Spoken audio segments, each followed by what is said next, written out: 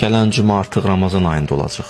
Allah nəsib eləsin. Yəni gələn həftə artıq Ramazan ayı daxil olur. Və bəllər ki, sənin dərya hava qaldırmışıq. İlk əvvəl duamız İmam Zaman əleyhissalamın zuhurunu təcil elə.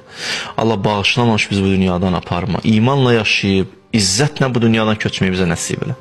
Allah o kəslər ki, dua istəyiblər, o qardaş bacılarımın duaların qəbul elə. Ekran qarşısına əyləşənləri, nə hacətləri varsa onlardan qəbul elə.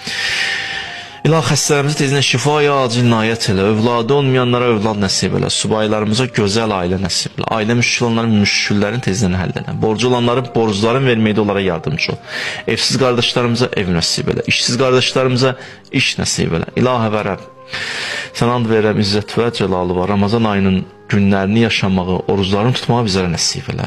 Şəhidlərimizi Kərbəla şəhidlərinə məhşur elə olan yaxınları, ailələri, övladları qəlblərinə huzur və aramlıq nazil inşallah. Peyğəmbər və əhl-i beytinə salavat zikirlər.